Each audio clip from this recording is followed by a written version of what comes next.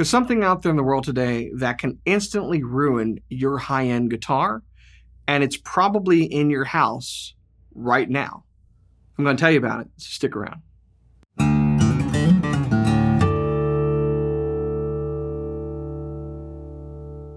Hey, you're watching Alamo Music TV. My name is Chris McKee with Alamo Music in San Antonio, Texas. You can find us online at alamomusic.com. If you're new to the channel, subscribe, turn on notifications, and like our videos.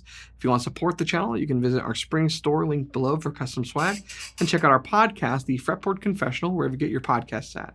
This might have actually been a pretty good podcast topic, come to think of it, because today we're talking about the thing that is literally ruining high-end acoustic guitars, and it's probably in your house right now as we speak, lurking. I don't mean your children, and I'm not talking about your pets, although those things can also be dangerous if you're not careful. No, what I'm actually talking about are chemicals. This video is a response to a request actually from a customer, David.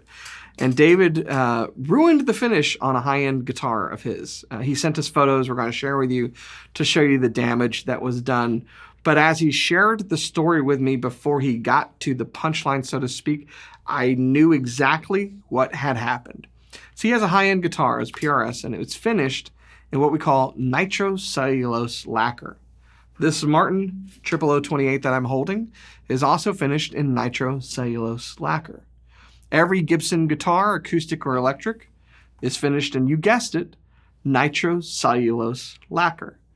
Anything from Fender's American Vintage 2 line, their newly released Ultra 2 Vintage, Ultra Lux Vintage line. Wait for the Ultra Lux 2 Vintage line that's going to be coming in a few years. Those are also nitrocellulose finish. Most of their custom shop creations would be nitrocellulose lacquer finish. There's a ton of guitars out there on the market that are nitrocellulose lacquer finish. And all of those guitars with that finish are susceptible to damage from certain solvents. Now, I'm going to not make this video a chemistry lesson, okay? There's plenty out there on the internet if you want to learn the ins and outs of it. But I'm going to try to cover this succinctly and say it this way.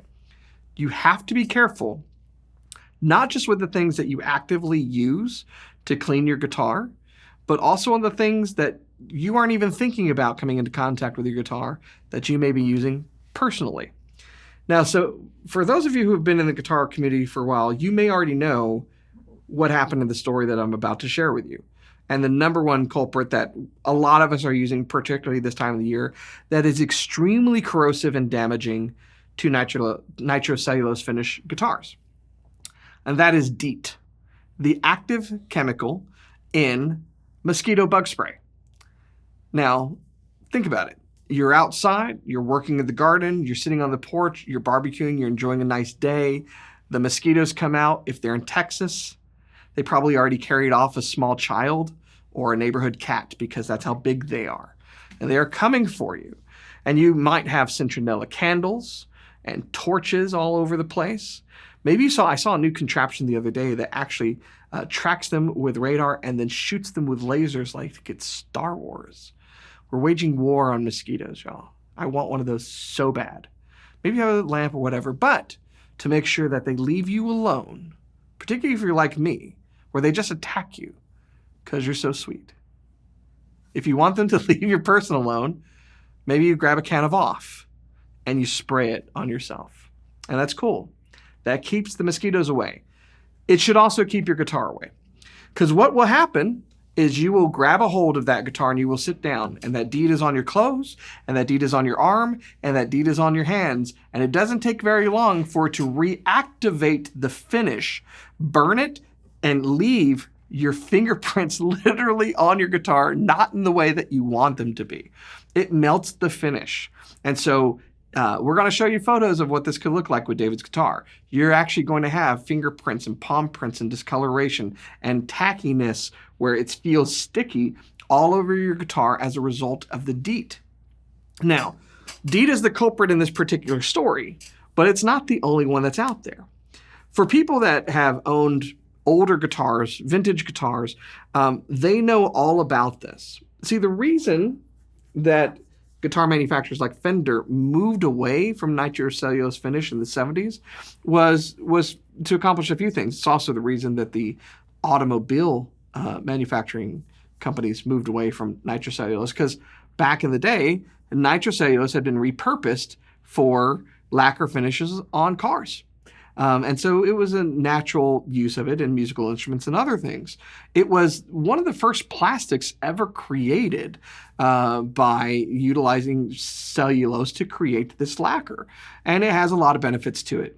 Now, it is extremely flammable. Turns out, if you ever see a magician create like flash paper, it's really just pure nitrocellulose that explodes and eats itself up and is gone in an instant. It can be extremely flammable, very dangerous.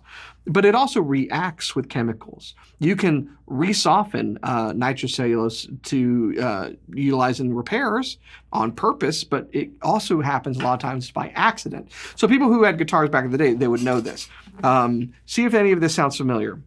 You would put your guitar on a guitar stand, and those guitar stands back in the day had like the orangey, tannish looking kind of surgical tubing instead of the black foam that they have nowadays on the stand, on the parts where your guitar would come into contact. And then you would go pick that guitar up later, and it would have not just a discoloration, but kind of a burn mark. I have a 1995 Gibson ES335, and on the bottom of it, it has these two distinctive stripes that I know are exactly the distance of the bottom fork of a typical guitar stand, because that's what happened to it. Someone set it on one of those stands, and it burned into the finish.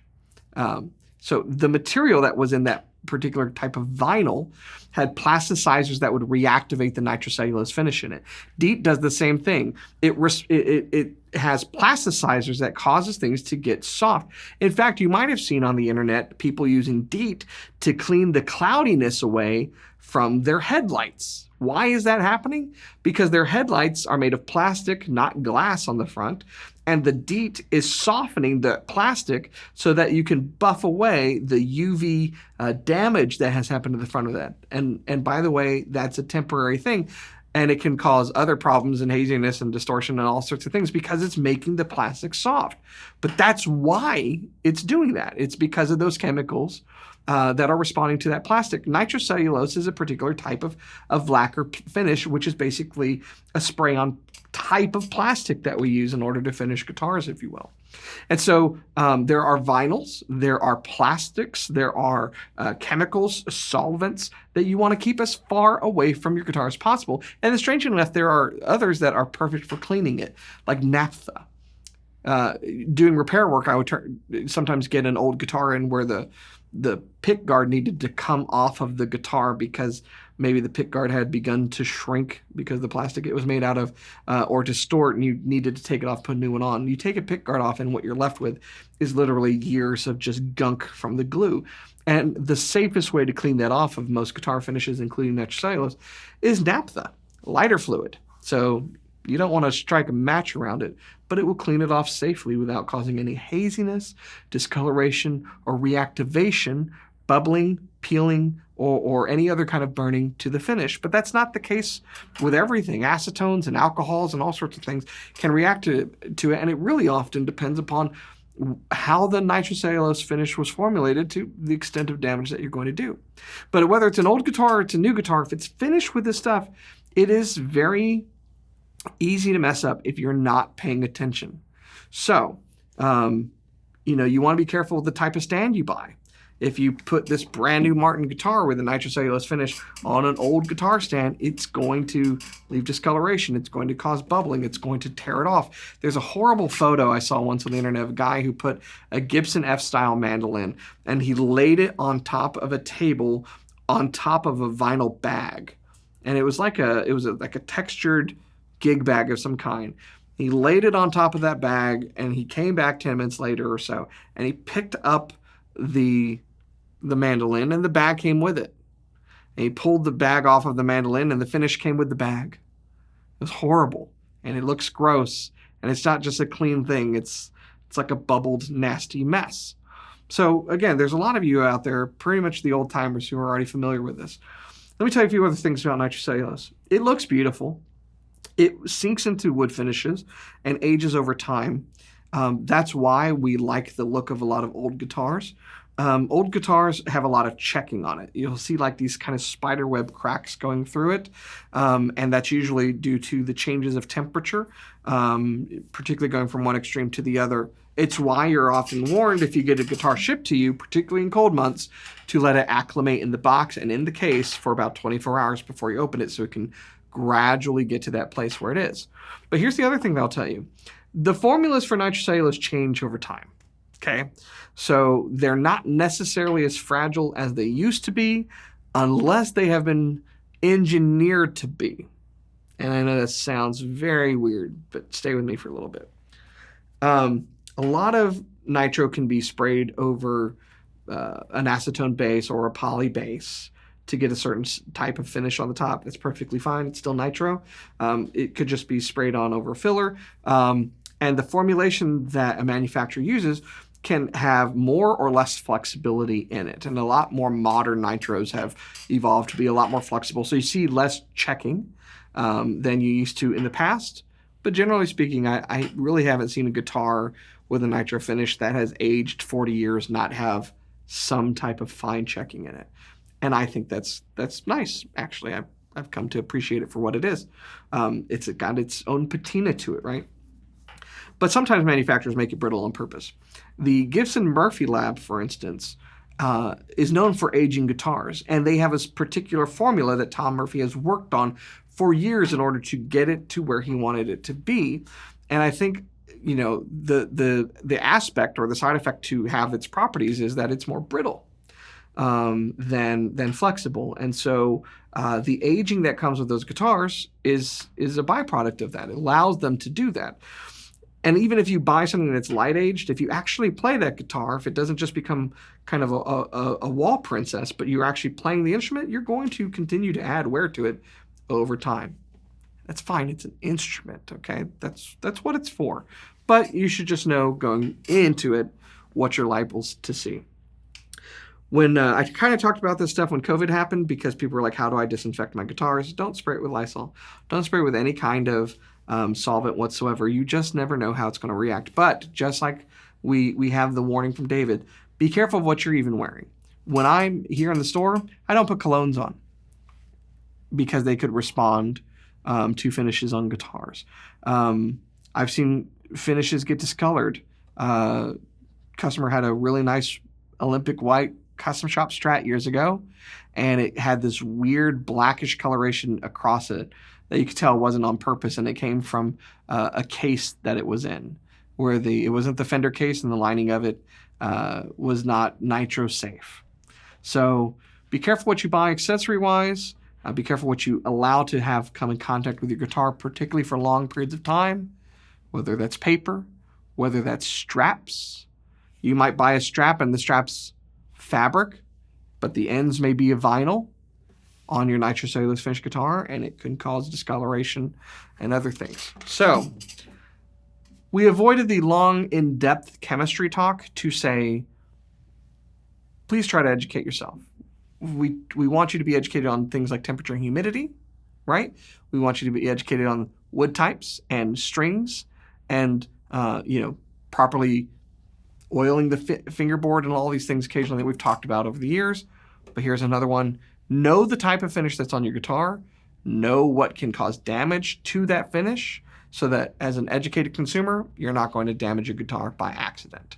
And why David wanted me to really do this video was he's a pretty well-educated consumer, and he said, after it happened, I searched the internet and I saw, but I think a lot of people run into this issue and they're just completely unaware. So if this benefited you and you learned something new, please share it so that other guitar playing friends of yours don't become victim to the DEET disaster like so many others have as well. If you're new to our channel, make sure you subscribe, turn on notifications, like our videos. And if you're looking for help with a guitar, make sure you visit us online at alamomusic.com. I'll see you next time.